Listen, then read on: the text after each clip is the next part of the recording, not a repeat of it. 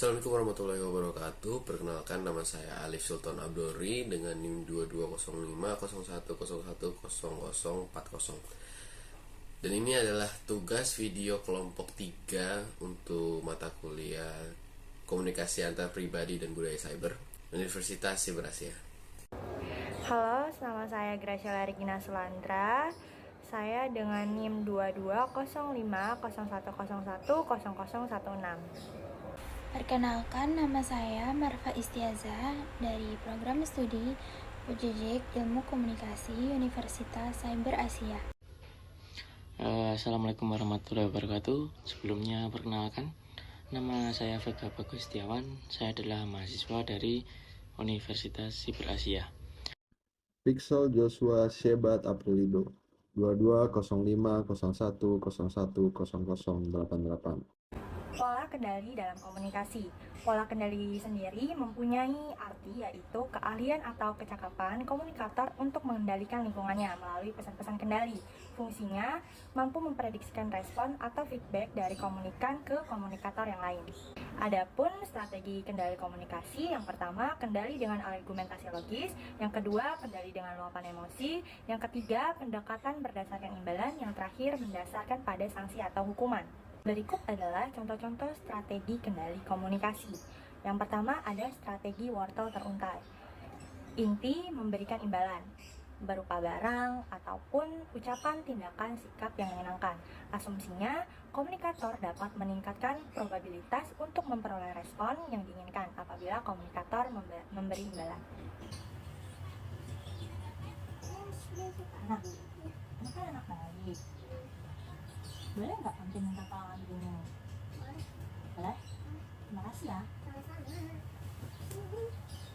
Prosedur pertama dalam strategi wortel teruntai yaitu ada memusatkan pada stimulus yang dapat kita lihat dalam contoh sebelumnya. Apa sih artinya? Artinya, komunikan mengajarkan pola stimulus, respon, reward. Jika ia menyajikan stimulus X dan komunikannya memberikan respon Y, maka mitra ini akan mendapatkan imbalan Z. Jadi intinya prosesnya implisit.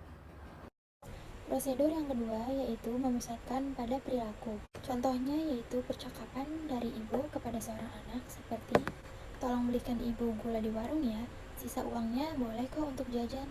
Itu merupakan contoh dari strategi wortel teruntai atau darling carrot, di mana itu merupakan strategi dalam bentuk pemberian imbalan atau hadiah yang dilakukan oleh komunikan kepada komunikator apabila komunikan melakukan tindakan yang diharapkan oleh komunikator. Lalu selanjutnya terdapat strategi pedang tergantung.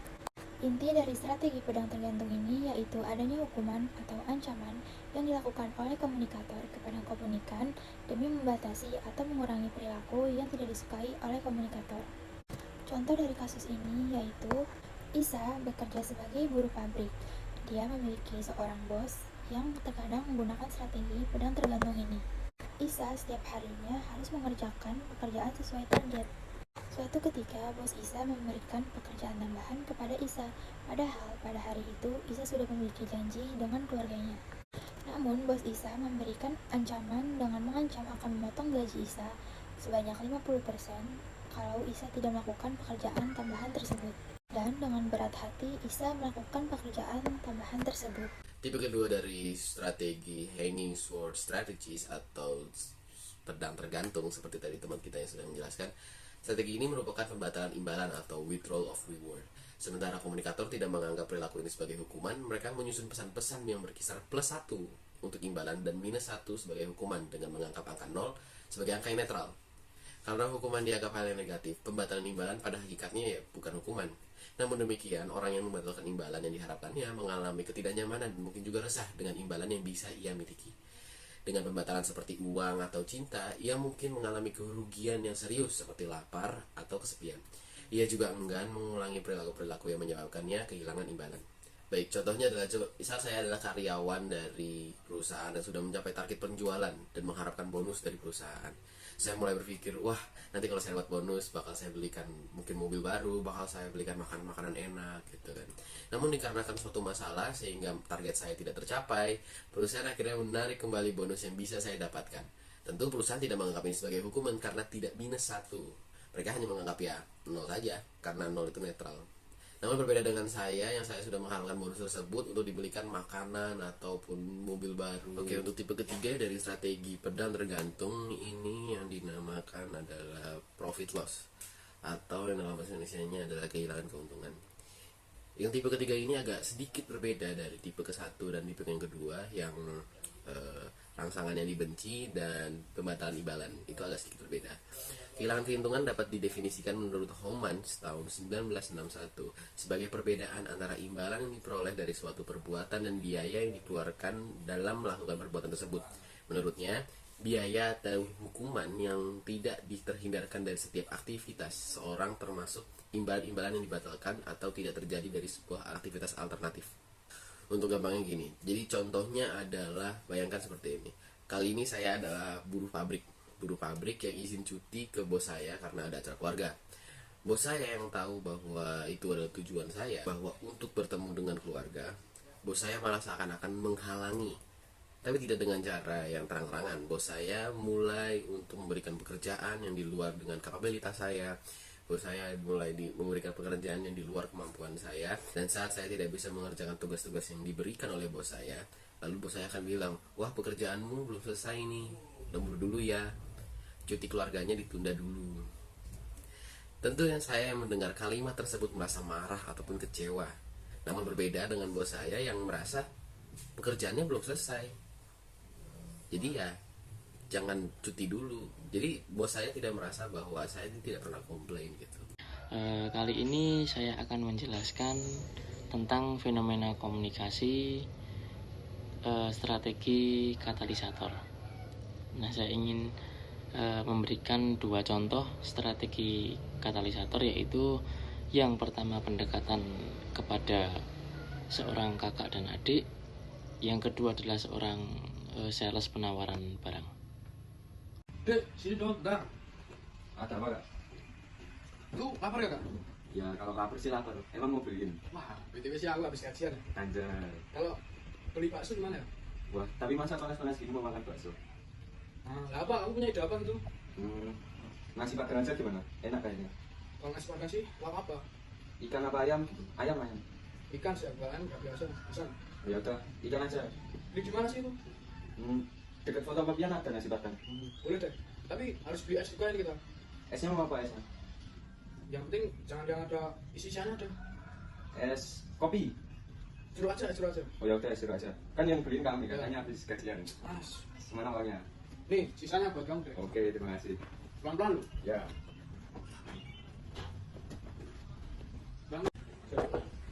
Kami sudah, Ya Mas. saya ingin menawarkan barang. Oh iya, mari silakan masuk dulu. Gimana Mas? Jadi gini, saya dari pihak parfum ingin menawarkan parfum yang bermerek Santos Romeo dan Ospen. Ya. Kalau boleh tahu nih Mas, untuk yang Santos harganya berapa? Untuk yang Romeo harganya berapa? Kalau untuk yang Santos Romeo harganya 50, kalau Ospen harganya 30 saja lah. Untuk ini kan promo Masnya, ya apakah harganya tidak bisa kurang Mas? Untuk sementara masih bisa kurang mas.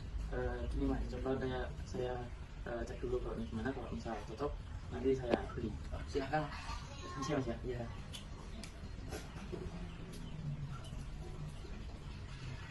Kalau boleh tahu nyampe resepnya Mas ya? Oh ya.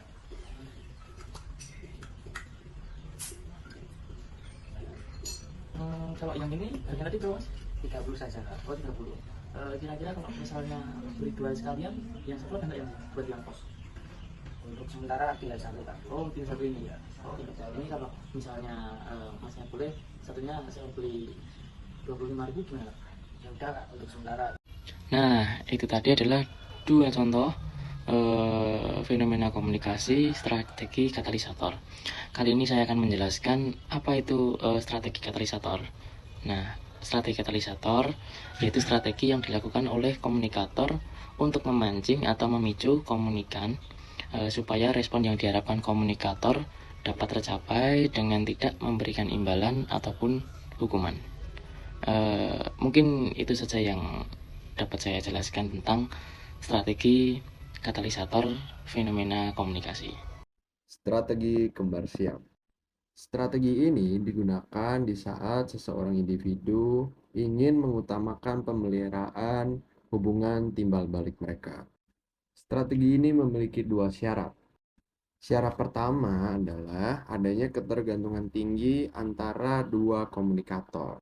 Syarat kedua adalah antar komunikator ini levelnya sama, jadi tidak ada yang berkuasa terhadap satu sama yang lain. Contohnya bisa seperti rekan sekamar.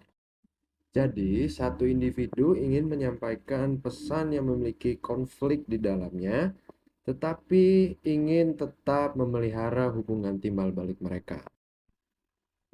Agus masih di sini. Gimana kabar lu, bro? Gua barusan dipecat pagi ini sama bos gua, bro. Kucing kesayangan gua di kampung barusan mati. Jadi gini nih, bro. Tadi sih rencana gua mau nagih lu uang kontrakan sih. Tapi nggak apa-apa lah. Lu gua bayarin dulu deh. Nanti aja lah, ya. Thank you, bro. Jadi nggak enak nih. Sama-sama nggak apa-apa.